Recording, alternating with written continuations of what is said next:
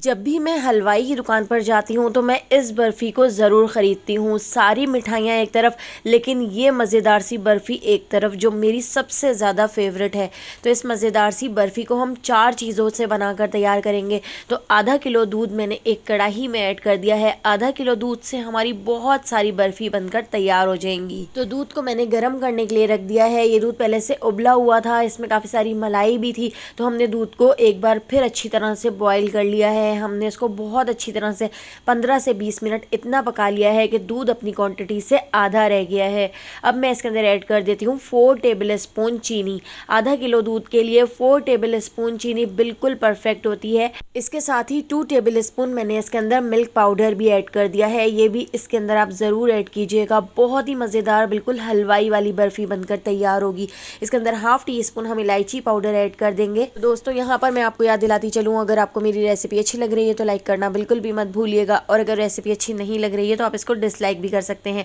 और मुझे कमेंट करके ज़रूर बताइएगा कि आप मुझे किस सिटी और किस कंट्री से देख रहे हैं, ताकि मैं आपका थैंक्स कर सकूं। तो पहला थैंक्स जाता है नूर को बेल्जियम से, तारिक महमूद को दुबई से, मोहम्मद मूसा को थैंक्स जाता है मंडी भाउद्दीन से, इकबाल को जापान से। तो मेरी रेसिपीज़ को इतना पसंद करने के लिए आप सबका बहुत बहुत शुक्रिया। आप मुझे ज़रूर कमेंट किया करें। तो यहाँ पर आप देख सकते हैं मैंने इसके अंदर इलायची पाउडर भी ऐड कर दिया है, और मैंने इसके अंदर 2 पिंच ग्रीन फूड कलर भी ऐड कर दिया है। क्योंकि ये मज़ेदार सी कोकोनट बर्फ़ी ग्रीन कलर की होती है, तो हमने इसमें ग्रीन फूड कलर भी ऐड कर दिया है। आप चाहें तो आप पिंक फूड कलर भी ऐड कर सकते हैं और इसको पिंक बनाकर तैयार कर सकते हैं। तो 1 कप मैंने इसके अंदर डेसिकेटेड कोकोनट, पिसा हुआ नारियल या पिसा हुआ खोपरा हमने इसके अंदर ऐड कर दिया है। तो नारियल ऐड करके मैं इसको अच्छी तरह से मिक्स कर लेती हूँ, और हमने अब इसको मीडियम टू लो फ्लेम पर इतना पका लेना है कि ये मिठाई का मिक्सचर कढ़ाई को छोड़ दे, कढ़ाई से चिपकना बंद हो जाए। मीडियम टू लो फ्लेम पर थोड़ी थोड़ी देर में चमचा चलाती जाऊंगी और मैं इस तरह से इसको पका लेती हूँ, ताकि ये कढ़ाई को छोड़ दे और कढ़ाई से बिल्कुल अलग हो जाए।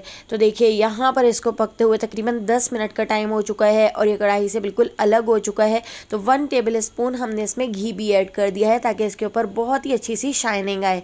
और इसको भी मैं अच्छी तरह से मिक्स कर लेती हूँ। और पहले ही मैंने इसके मोल्ड को रेडी करके रखा हुआ था। मोल्ड के अंदर मैंने बेकिंग पेपर लगाया हुआ था, और इसके अंदर हम अपनी मिठाई का मिक्सचर डाल देते हैं, और इसको मैं बहुत अच्छी तरह से चमचे से सेट कर लेती हूँ। और सेट करने के बाद इसके ऊपर मैं डाल देती हूँ रोज़ पेटल। मॉर्निंग में डेली वॉक करने के लिए पार्क जाती हूँ, तो वहाँ पर बहुत ही प्यारे से गुलाब के फूल होते हैं जो मुझे बहुत ज़्यादा पसंद हैं। तो मैंने वहाँ से एक गुलाब का फूल तोड़ लिया था और उसको मैंने धोकर अच्छी तरह से सुखा लिया था। तो मैंने इसके ऊपर रोज़ पेटल डाल दिए हैं। आप बादाम और पिस्ते से भी इसकी गार्निशिंग कर सकते हैं।